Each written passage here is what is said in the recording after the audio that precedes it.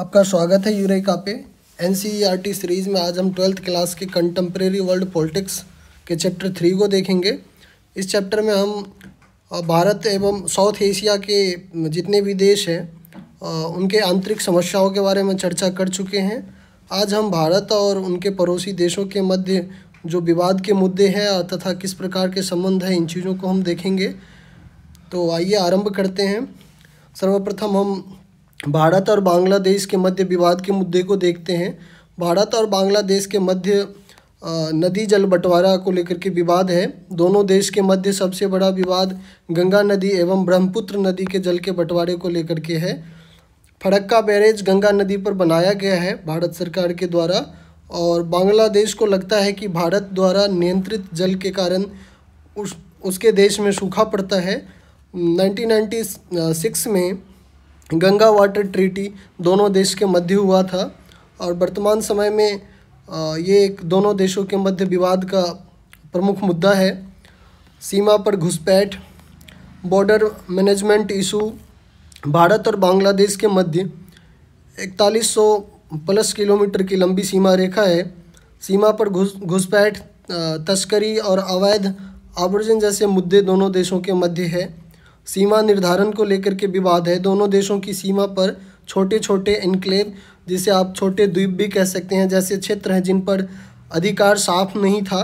इस समस्या को सॉल्व करने को लेकर के लैंड बाउंड्री एग्रीमेंट 1974 में और 2015 में किया गया, इस मुद्दे को हल करने के लिए। आतंकवाद और सीमा सुरक्षा। बांग्लादेश की धरती से भारत विरोधी गतिविधियों को समर्थन दिया जाता, कई बार दिया गया।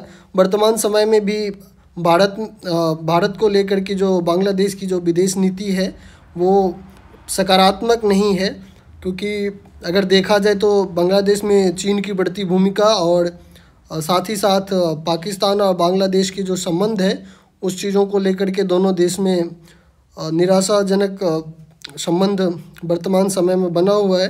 व्यापार का असंतुलन भी दोनों देशों के मध्य एक विवाद का महत्वपूर्ण मुद्दा है, क्योंकि भारत और बांग्लादेश के मध्य जो व्यापार है इसमें बांग्लादेश का बढ़ता हुआ घाटा बांग्लादेश के लिए चिंताजनक स्थिति पैदा करता है।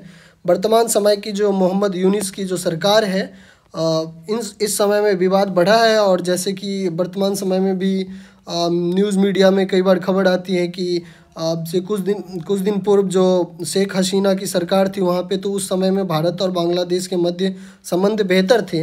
लेकिन शेख हसीना वर्तमान समय में वहाँ पे बांग्लादेश में विद्रोह होने के बाद भारत में शरण ली हुई है, और इस मुद्दे को लेकर के बांग्लादेश सरकार और भारत सरकार के मध्य जो है महत्वपूर्ण विवाद बने हुए हैं। और आइए अब हम भारत और नेपाल के मध्य संबंध को देखते हैं। भारत और नेपाल के संबंध भारत के अन्य पड़ोसी देश के से अपेक्षाकृत अच्छे हैं, तथा कुछ विवादित मुद्दे भी हैं दोनों देशों के मध्य। दोनों देश प्राचीन काल से सांस्कृतिक और सामाजिक रूप से जुड़े रहे हैं। सीमा विवाद को हम देखते हैं। दोनों देशों के मध्य लगभग 1850 किलोमीटर लंबी सीमा रेखा है, और ख़ास करके काला पानी, लिपू लेक और ओलंपियाधुरा क्षेत्र को लेकर के दोनों देशों के मध्य विवाद है। भारत इसे अपनी सीमा सुरक्षा क्षेत्र मानता है, और नेपाल का जो पुराना मैप है उसमें नेपाल इस क्षेत्र को अपने देश का अंग मानता है। तो इस चीज़ को लेकर के दोनों देशों के मध्य विवाद का मुद्दा है खुली सीमा और माइग्रेशन। भारत नेपाल की सीमा पूरी तरह खुली है, इससे लोगों का आना जाना आसान है, पर कभी कभी अवैध गतिविधियां भी होती है। दोनों देशों के मध्य जो बाउंड्री है यहाँ पे कोई वीज़ा नहीं लगता आने जाने के लिए, फ्री वीज़ा पॉलिसी है, और स्वतंत्र रूप से लोगों का आवाजाही होता है। इस वजह से वहाँ पे कई बार समस्याएं आती है, जैसे इस रास्ते जो है तस्करी, नकली करेंसी का आदान प्रदान, भारत में आतंकवादी का प्रवेश करना खुली बाउंड्री की वजह से होता है। व्यापार और आर्थिक निर्भरता। नेपाल की विदेश व्यापार की निर्भरता भारत पर बहुत अधिक है, क्योंकि नेपाल एक लैंडलॉक कंट्री है, और व्यापार के लिए भारत के रास्ते नेपाल का व्यापार होता है। दोनों देशों के मध्य व्यापारिक असंतुलन भी है, क्योंकि नेपाल अगर देखा जाए तो नेपाल से अपेक्षाकृत भारत एक बहुत ही बड़ा देश है, आर्थिक रूप से बहुत ही उन्नत है। तो स्वाभाविक सी बातें हैं कि नेपाल का व्यापारिक असंतुलन होगा ही भारत के साथ में। राजनीतिक प्रभाव का प्रश्न भी है। नेपाल में कई बार यह धारणा बनी रहती है कि भारत उनके आंतरिक राजनीति में प्रभाव डालता है। ये सिर्फ नेपाल ही नहीं, साउथ एशिया के अधिकतर जो भारत के पड़ोसी देश हैं उन देशों में ये धारणा बनी रहती है कि भारत उनके आंतरिक मामले में हस्तक्षेप करती है। वाटर शेयरिंग और रिवर प्रोजेक्ट को लेकर के भी विवाद रहा है। दोनों देशों के मध्य सिंचाई और जल विद्युत परियोजना पर कई बार असहमति होती है। अगर कुछ प्रोजेक्ट अगर हम देखें तो कोसी प्रोजेक्ट, गंडक समझौता और जो महाकाली संधि जो है दोनों देशों के मध्य में जो है चल रहा है, जो प्रोजेक्ट है यहाँ पे शेयरिंग को लेकर के दोनों देशों के मध्य कई बार विवाद जो है उत्पन्न हुआ है। भारत और भूटान का संबंध सकारात्मक है। दोनों देश के मध्य विवाद के मुद्दे ना के बराबर है और वर्तमान समय में कुछ ही दिन पूर्व जो है पीएम मोदी भूटान के दौरे पे थे और भारत और भूटान के जो संबंध है एक अपनी ऊंचाइयों पर है। सर्वप्रथम हम सुरक्षा सहयोग की बात करते हैं। दोनों देश के मध्य, भारत और भूटान के मध्य सुरक्षा संबंध बहुत मजबूत है। भारत भूटान की विदेश नीति और सुरक्षा में एक प्रमुख भागीदार रहा है। दोनों देश का सहयोग डोकलाम और चीन से जुड़ी सुरक्षा चिंताओं पर केंद्रित है। आर्थिक मदद और विकास परियोजना की बात करते हैं। भारत और भूटान का सबसे बड़ा विकास सहयोगी है। महत्वपूर्ण परियोजना जो दोनों देशों के मध्य है वो हाइड्रो पावर प्रोजेक्ट है, सड़कों का निर्माण है, शिक्षा व स्वास्थ्य को लेकर के है। और साथ ही साथ भारत सरकार द्वारा भूटान के जो पंचवर्षीय योजना है, जो वहाँ पे विकास कार्यक्रम चलते हैं, उसमें व्यापक पैमाने पे भारत के द्वारा सहयोग दिया जाता है और उस राशि को वर्तमान समय में और भी ज़्यादा बढ़ा दिया गया है। इन राशियों का प्रयोग वहाँ पे भूटान में विकास परियोजनाओं के ऊपर में लगाया जाता है। भारत भूटान में बनने वाली जल विद्युत ऊर्जा का सबसे बड़ा खरीदार भी है। भूटान का लगभग 90% व्यापार भारत के साथ होता है। भारत भूटान को अपना ट्रांजिट रूट भी देता है। यह भूटान की अर्थव्यवस्था के लिए बेहद अहम माना जाता है। भारत और भूटान के मध्य जो है लगभग कोई गंभीर विवाद नहीं है। दोनों देशों की सीमा शांत है और राजनीतिक रिश्ते बेहद स्थिर है। दक्षिण एशिया में यह सबसे सफल द्विपक्षीय संबंध माना जाता है। आइए अब हम देखते हैं भारत और श्रीलंका के मध्य संबंध। भारत और श्रीलंका के मध्य तमिल इशू रहा है। इस चीज़ के ऊपर मैंने अलग से वीडियो बनाया हुआ है। जब हम श्रीलंका में हुए संघर्ष की, तनाव की हम बात कर रहे थे कि वहाँ पे तमिल मुद्दों को लेकर के किस प्रकार से इशू हुआ था और उस समय में बहुत सारे माइग्रेट होकर के लोग आए थे भारत में बसने के लिए। तो इन मुद्दों को लेकर के वहाँ पे विवाद बना रहा है दोनों देशों के मध्य में। मछुआरा विवाद जो हमेशा चलता आ रहा है दोनों देशों के मध्य। तमिलनाडु के भारतीय मछुआरे कई बार श्रीलंका के समुद्री क्षेत्र में चले जाते हैं और क्योंकि समुद्री क्षेत्र में वहाँ पे बाउंड्री लाइन तो है नहीं, समुद्री जो मछुआरे हैं वो धोखा से कई बार प्रवेश कर जाते हैं। तो इस वजह से वहाँ पे श्रीलंका के आर्मी के द्वारा उनको गिरफ्तार कर लिया जाता है, उनकी नाव जब्त कर ली जाती है। इस प्रकार की घटनाएं होती रहती है। चीन की बढ़ती भूमिका श्रीलंका में। हाल के वर्षों में श्रीलंका में चीन का निवेश बढ़ा है। भारत को इससे रणनीतिक चिंताएं होती है और ऐसा देखा गया है कि चीन भारत से सटे हुए देशों में ज़्यादा ही इंटरेस्ट दिखाता है और वहाँ पे व्यापक पैमाने पे निवेश करता है, जो कि भारत के लिए रणनीतिक रूप से अच्छा नहीं माना जाता है। शरणार्थी की समस्या रही है दोनों देशों के मध्य जो है। तमिल इशू को लेकर के भी शरणार्थी भारत में आए थे श्रीलंका से, जब तमिल मुद्दा वहाँ पे चल रहा था श्रीलंका में। और साथ ही साथ जो है व्यापार और आर्थिक संबंध को अगर हम देखें तो भारत और श्रीलंका का जो व्यापार है वो बहुत ही महत्वपूर्ण है। भारत श्रीलंका का बड़ा व्यापारिक साझेदार है। दोनों देशों के मध्य FTA भी हुआ है, जो फ्री ट्रेड एग्रीमेंट भी हो रखा है। और साथ ही साथ अगर राजनीतिक विश्वास की समस्या जो जैसे हमने नेपाल के बारे में देखा वैसे ही ठीक श्रीलंका में भी है। वहाँ के लोगों में ये धारणा बनी रहती है कि भारत उनके राजनीतिक मामले में हस्तक्षेप करता है। अब हम देखते हैं भारत और मालदीव के संबंध को। तो सर्वप्रथम हम देखते हैं रणनीतिक महत्व। मालदीव हिंद महासागर के बीच स्थित है, इसीलिए भारत के लिए सुरक्षा और समुद्री मार्ग की दृष्टि से बेहद ही महत्वपूर्ण हो जाता है। अगर हम सुरक्षा सहयोग की बात करें, भारत मालदीव को सैन्य प्रशिक्षण, तटरक्षक सहयोग, आपदा राहत, समुद्री सुरक्षा में सहायता प्रदान करता है। पर्यटन और जनसंबंध की अगर हम बात करें, मालदीव के पर्यटन उद्योग में भारतीय पर्यटकों की बड़ी भूमिका है।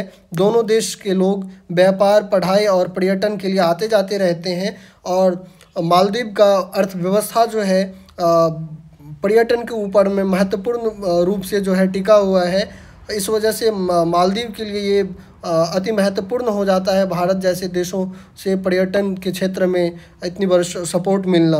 अगर हम राजनीतिक अस्थिरता के प्रभाव के बारे में बात करें तो मालदीव में सरकार बदलने पर भारत और चीन के बीच संतुलन को लेकर के नीति बदलती रहती है। कुछ सरकार इंडिया फर्स्ट नीति अपनाती है तो कुछ चीन की ओर झुकती है। ये सेम चीज़ें नेपाल में भी होता है। नेपाल में भी जब भी गवर्नमेंट चेंज होता है तो वहाँ की गवर्नमेंट का कई कुछ ऐसी गवर्नमेंट बन जाती है जो चाइना की ओर उनका ज़्यादा रुझान होता है और कई बार ऐसा भी होता है कि जो गवर्नमेंट चेंज होने पे फिर उनका भारत के प्रति जो है रुझान बढ़ जाता है। तो ये इन देशों में चलता रहता है। सरकार बदलने के साथ साथ इनकी नीति में भी बदलाव आता रहता है। दोनों देश के मध्य कोई भूमि सीमा नहीं है, इसीलिए दोनों देशों के मध्य कोई भूमि को सीमा को लेकर के विवाद भी नहीं है।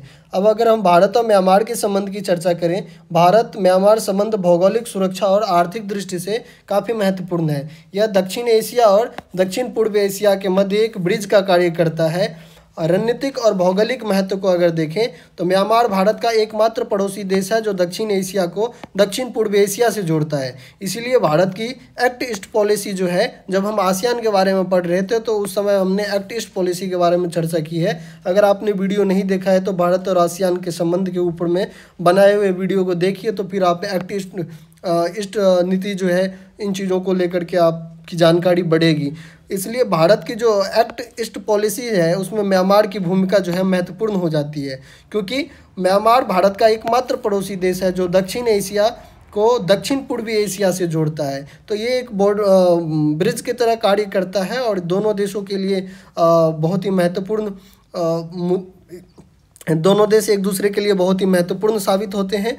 अगर हम सुरक्षा सहयोग की बात करें, भारत के उत्तर पूर्व राज्य की सीमा म्यांमार से मिलती है, इसीलिए दोनों देश के मध्य सहयोग सामरिक दृष्टिकोण से आवश्यक हो जाता है। कई उग्रवादी संगठन म्यांमार की सीमा के पास सक्रिय रहा। भारत और म्यांमार ने मिलकर के बॉर्डर मैनेजमेंट और इंसर्जेंसी को रोकने में जो है सहयोग दिया। दोनों देश ने एक दूसरे को और इन चीज़ों के ऊपर में सफलता हासिल की। अवैध सीमा की गतिविधियों को अगर हम देखें तो क्योंकि दोनों देशों के मध्य जो बाउंड्री है, कोई लॉक्ड बाउंड्री तो है नहीं, ओपन बाउंड्री है, तो इस वजह से वहाँ पे तस्करी और ड्रग ट्रैफिकिंग की समस्या जो है बनी रहती है। आर्थिक और कनेक्टिविटी परियोजना की अगर हम बात करें, भारत और म्यांमार के मध्य कई बड़े प्रोजेक्ट चल रहे हैं, जैसे इंडिया, म्यांमार और थाईलैंड के मध्य जो है टेरिटोरियल हाईवे प्रोजेक्ट जो है चलाया जा रहा है। कलादान मल्टी मॉडल प्रोजेक्ट जो है भारत और म्यांमार के मध्य में है। साथ ही साथ व्यापार, ऊर्जा, सड़क और बंदरगाह के विकास में भारत के द्वारा सहयोग दिया जाता रहा है म्यांमार को। इन प्रोजेक्ट का उद्देश्य भारत को दक्षिण पूर्वी एशिया से जोड़ना है। अगर हम राजनीतिक स्थिति का बात करें तो म्यांमार में सैन्य शासन, लोकतंत्र की बहाली को लेकर के तनाव चलता रहा है। म्यांमार की राजनीतिक अस्थिरता भारत की नीति को प्रभावित करती है। रोहिंग्या संकट के बारे में बात करते हैं। म्यांमार के रखाइन प्रांत में हुए संकट के कारण हजारों रोहिंग्या आकर के भारत आए, जो शरणार्थी के रूप में भारत के लिए एक संकट पैदा किया। यह भारत के लिए सुरक्षा और मानवीय दोनों प्रकार से एक मुद्दा बन गया।